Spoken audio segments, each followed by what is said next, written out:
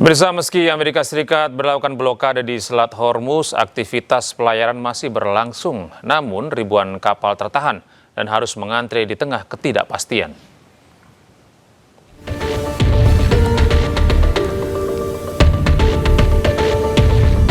Sebanyak 14 kapal tercatat masuk ke arah Teluk dan 7 kapal keluar dari selat. Total ada 25 kapal melintas hingga Selasa malam. Tercatat sebanyak 13 kapal masih berada di kawasan selat. Kapal-kapal ini sempat berhenti sebelum mendekati garis blokade.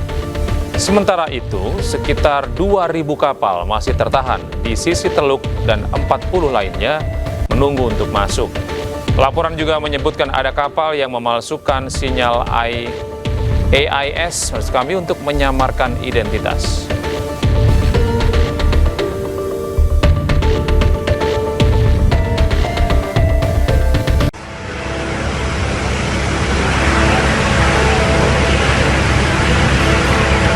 Satu unit truk jenis PS terbakar di Jalan Lintas Timur kilometer 38 di Desa Bukit Baling, Kecamatan Sakernan, Kabupaten Muaro Jambi, Rabu dini hari. Api membumbung tinggi dan mengeluarkan asap hitam pekat. Api dilaporkan muncul dari salah satu bagian kendaraan dan kemudian membesar. Truk dari arah kota Jambi menuju Kuala Tungkal diduga sedang beraktivitas melakukan pengangkutan minyak ilegal. 2 unit armada diturunkan ke lokasi untuk melakukan pemadaman. Api berhasil dipadamkan setelah 2 jam. Tidak ada korban jiwa dalam kejadian ini, namun kerugian diperkirakan ratusan juta rupiah. Sementara itu, penyebab kebakaran masih dalam penyelidikan pihak kepolisian. Dari Kabupaten Muaro Jambi, Provinsi Jambi, Haisun Hafiz, iNews melaporkan.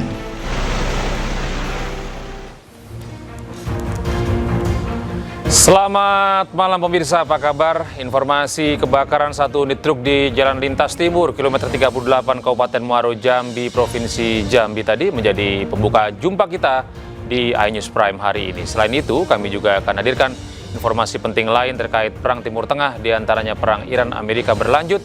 25 juta warga Iran siap ikut program Bela Tanah Air. Saya Gede Satria, inilah iNews Prime selengkapnya.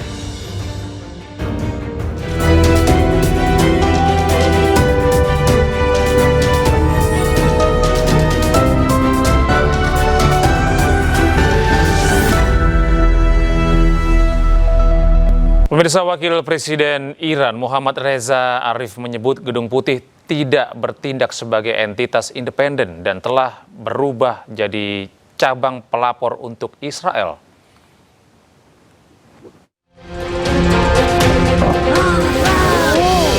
Lebih dari 1,5 bulan konflik AS Israel dan Iran belum juga reda.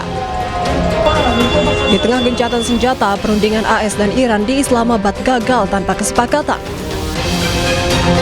Perdana Menteri Israel Benjamin Netanyahu mengatakan bahwa Wakil Presiden JD Vance melapor kepadanya terkait informasi terperinci negosiasi dengan Iran seperti yang dilakukannya setiap hari.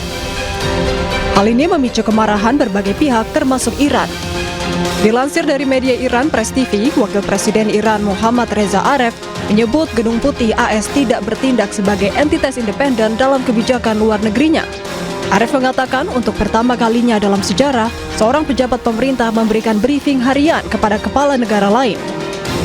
Dalam unggahannya, Arif juga menyindir apakah rakyat Amerika menyadari bahwa Gedung Putih telah berubah menjadi cabang pelapor untuk Israel. Diketahui perundingan antara AS dan Iran di Islamabad gagal pada Sabtu lalu. Rencananya perundingan akan dilanjutkan kembali pada akhir pekan ini.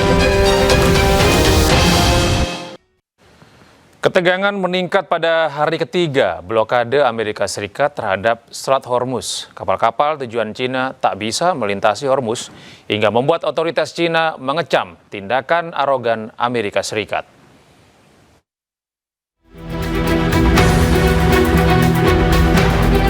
Tiga hari sudah Selat Hormuz diblokade oleh Amerika Serikat.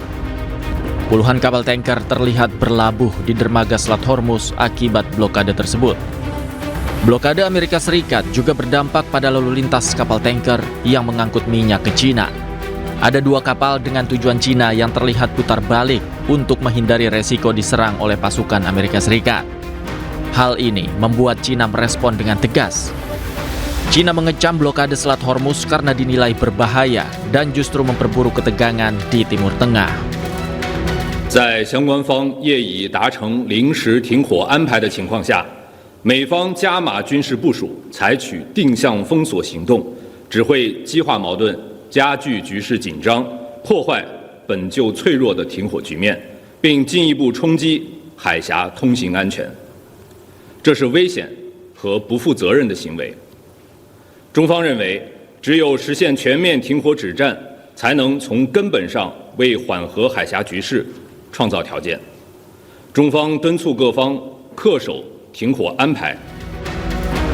Situasi ini menambah eskalasi ketegangan di Selat Hormuz yang kini diprediksi akan melibatkan Cina dalam konflik.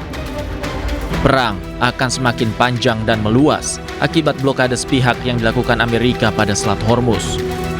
Apalagi, Amerika Serikat telah menambah pasukan di Timur Tengah pasca gagalnya perundingan dengan Iran. Dengan arogan, Amerika Serikat mengklaim serangan akan dilakukan dengan target yang lebih luas.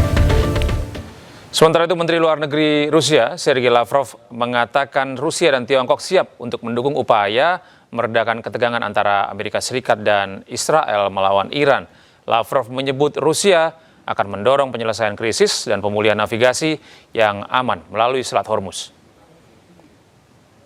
Чтобы эти переговоры продолжились и чтобы была достигнута договоренность о возвращении к свободе судоходства в Амурском проливе. Мы с Китайской Народной Республикой твердо выступаем за то, чтобы эти переговоры продолжались, чтобы на них стороны продвигали реалистичные и справедливые цели с полным учетом законных прав в соответствии с международными.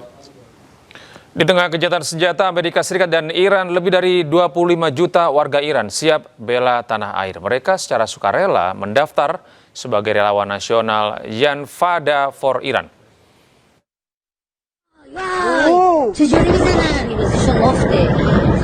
Usai perang di Timur Tengah berlangsung lebih dari 1 bulan, Amerika Serikat dan Iran sepakat melakukan gencatan senjata. Di tengah gencatan senjata, kedua belah pihak tetap bersiap siaga di Iran.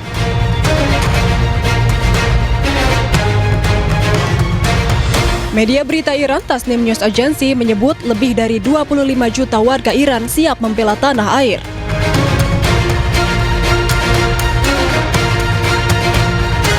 Sekitar 25.468.350 warga Iran secara sukarela mendaftar sebagai relawan nasional Janfada for Iran. Sebelumnya, persenjataan hingga militer AS juga telah bersiap siaga di Iran. Jika kesepakatan gagal, AS akan meluncurkan serangan yang jauh lebih besar dari sebelumnya. Diketahui perundingan AS dan Iran di Islamabad gagal tanpa kesepakatan pada Sabtu lalu. Rencananya, kedua belah pihak akan melanjutkan perundingan di Islamabad, Pakistan pada akhir pekan ini. Pemirsa, sidang parlemen berubah riuh saat anggota parlemen Polandia menyebut Israel melakukan genosida sambil memperlihatkan bendera Israel yang diubah dengan simbol Nazi.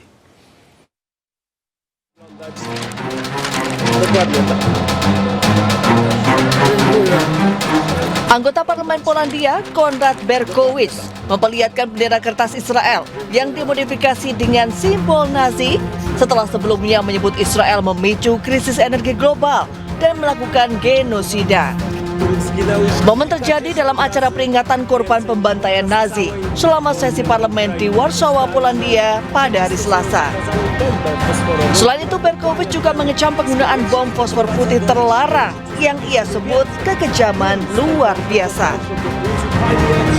Izrael dokonuje na naszych oczach ludobójstwa ze szczególnym okrucieństwem. Izrael to nowa trzecia Rzesza i jego flaga powinna wyglądać dokładnie tak. Insiden memicu kemarahan di kalangan anggota parlemen. Ketua Parlemen Polandia kemudian mengumumkan rencana sanksi bagi anggota parlemen yang menampilkan simbol terlarang di gedung parlemen. Sementara itu, Kedutaan Besar Israel di Warsawa mengutuk tindakan Berkowicz dan mendesak pihak berwenang Polandia untuk mengambil tindakan.